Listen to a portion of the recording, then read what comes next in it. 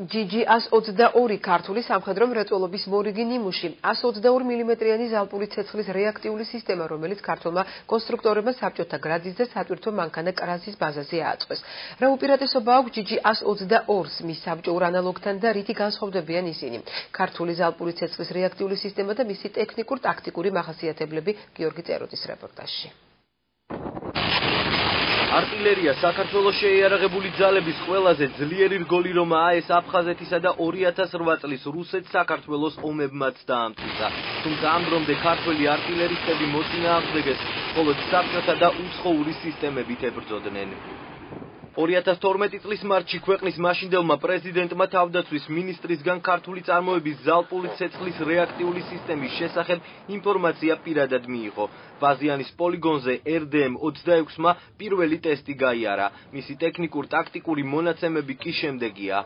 მიმმართველის რაოდენობა 40-დან 80 ერთეულამდე. რეაქტიული ჭურვის კალიბრი 122 მმ. მიმმართველებიანი პაკეტის ამაღლების კუთხე მინიმალური 0 გრადუსი, მაქსიმალური 60 გრადუსი. ჰორიზონტალური დამიზნების კუთხე შასიდან მარჯვნივ 80 გრადუსი, შასიდან მარცხნივ 120 გრადუსი. სრული ზალპის ხანგრძლივობა 20 წამი. სროლის სიშორე რაკეტის ტიპიდან გამომდინარე მინიმალური 1000 მეტრი, მაქსიმალური 40000 მეტრი. მანქანის გადაადგილების მაქსიმალური სიჩქარე 80 კმ/სთ. სრულის მარაგი 500 კმ. გათვლა 5 კაცი.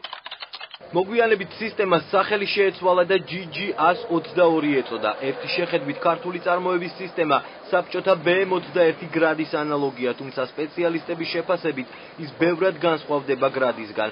სისტემა გაცილებით მობილურია, გარდა ამისა მაქსიმალურადაა დაცული ეკიპაჟის უსაფრთხოება.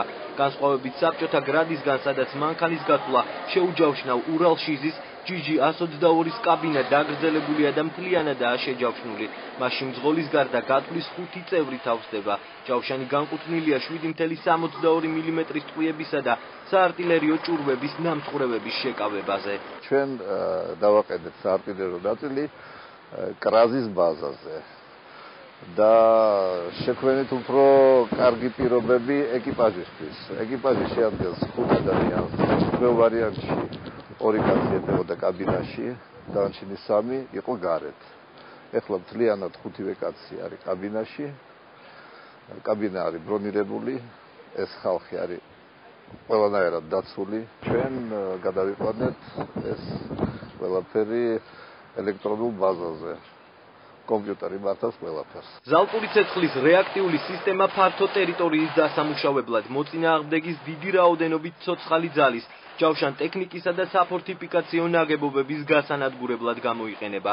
მსგავსი სისტემების აუცილებლობა ქართველმა სპეციალისტებმა 2008 წლის რუსეთ-საქართველოს ომის შემდეგ დაინახეს. 5 დღიან ომში ყველაზე დიდი ეფექტი ებრაულმა სისტემა LAR-160-მა და ჩეხურმა RM-70-მა აჩვენა, რაც არა მხოლოდ ქართულმა მხარემ, თავად რუსმა ჯარისკაცებმაც აღიარეს. Это конкретный п***ц. Такого не ждал никто. Вот все, что осталось от батальона, можно сказать. Там все гаи тоже еда. Пацанов жалко. Там наша колонна стояла с техникой. ძირითადად გათვლილი არის მას ფართობის დამუშავებაზე.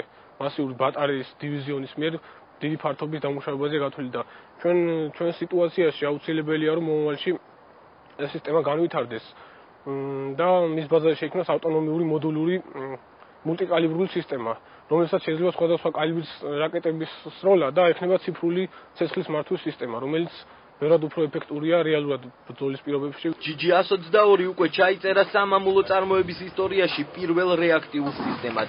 არტილერისტების თქმით, ისინი სამომავლოდ არა მხოლოდ უცხოური, უკვე ქართული სისტემითაც შეეცდებიან დაამტკიცონ, რომ არტილერია ომის ღმერთია.